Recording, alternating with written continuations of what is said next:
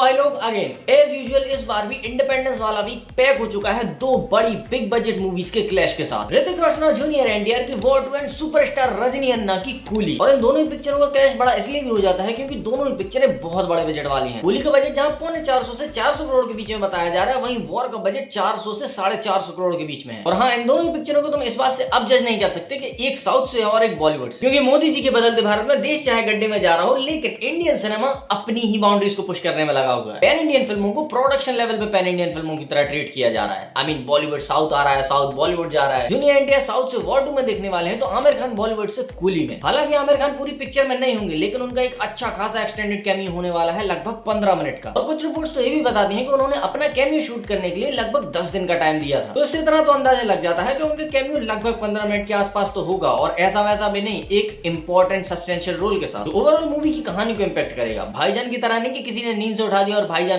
पहुंच गया और कैमियो दे डाला। और जो उनके एक दो शॉट्स दिखाए गए हैं उन्हें पहली नजर में देख के तो यही लगता है कि ये उन फ्लैशी कैमियोस की तरह नहीं होने वाला जो सिर्फ शक्ल दिखाने के लिए आते हैं कि मूवी की हाइप बन जाए। क्योंकि जब आप उनके लुक्स को देखोगे, उनकी बॉडी लैंग्वेज को देखोगे और जो आर्म पे और लेग पे जो टैटू बनाए हो उसे देखोगे, तो इतना पता चलता है कि भाई उस कैरेक्टर को डेप्थ दी गई है। Not just a regular cameo. But cameo सेमियोस तो ठीक है, नहीं भी होते तो कुछ बहुत ज्यादा फर्क नहीं पड़ता, क्योंकि रजनीकांत साहब का ऑरा ही अलग है। तो पूरी इंडस्ट्री में मुझे एक ऐसा एक्टर बता दो जो 75-76 की उम्र में भी इतनी पावर रखता हो कि सिर्फ अपने नाम के दम पे ऑडियंस को थिएटर तक खींच लाए। एक नाम तुम कमल हसन का जरूर ले सकते हो, उसके अलावा अमिताभ बच्चन साहब भी काम कर रहे हैं, लेकिन वो लीड रोल्स में उतने इंपैक्टफुल अब नहीं है। लेकिन भाई रजनीकांत साहब का स्क्रीन प्रेजेंस इतना स्ट्रॉन्ग है कि मेरे ख्याल से वो हर एज ग्रुप की ऑडियंस को कैटर कर लेते हैं। और वही एनर्जी इस ट्रेलर में भी तुम्हें भर भर के देखने को मिलती है, जहां में पिक्चर में लेट 70s और अर्ली 80s के बीच की कहानी देखने को मिलेगी। इसमें रजनीकांत का कैरेक्टर जो एक स्मगलर था, जो सोने वोने की स्मगलिंग किया करता था मुंबई पोर्ट पे, जो किसी वजह से बीच में छोड़ चुका होगा ये काम, और अब वो इस काम में दोबारा एंट्री मार रहा है। अब मुझे नहीं पता कि सच में यही कहानी होगी, क्योंकि मैंने भी ये इंटरनेट पे पढ़ी, तो तुमको भी बता। जहां भाई इस पिक्चर में मेन विलन का रोल नागार्जुन प्ले करेंगे, जिनके साथ भाई तुम्हें रियल स्टार उपेंद्र भी देखने को मिलेंगे और फीमेल एक्ट्रेस में श्रुति हसन। और एक मजे की बात बताता हूँ, इसका तमिल ट्रेलर शाम को 7 बजे रिलीज हुआ और इसका हिंदी वाला उसके 1 घंटे बाद। तो मैंने सबसे पहले इसके ट्रेलर का तमिल वर्जन देखा, जिसमें पता तो चल नहीं रहा था कि वो क्या बोल रहे हैं, बस श्रुति हसन और रजनीकांत के बीच की कॉन्वर्सेशन सुनने को मिल रही थी। तो मैं सोच रहा हूँ भाई कहीं इसको रजनीकांत के साथ हीरोइन तो नहीं ले लिया।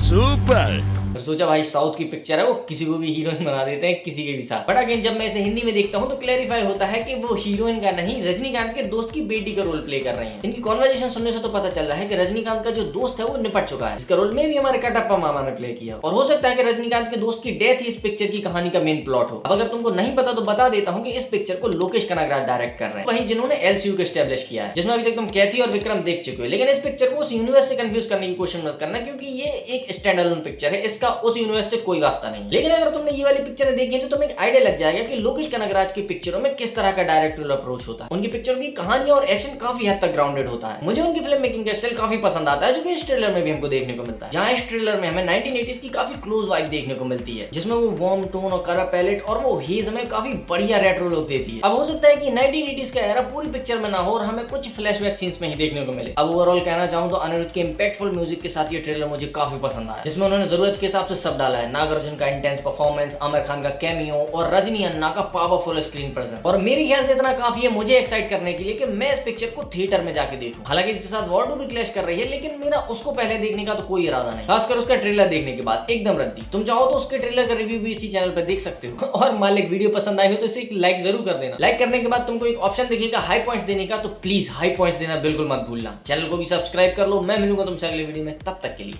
बाय।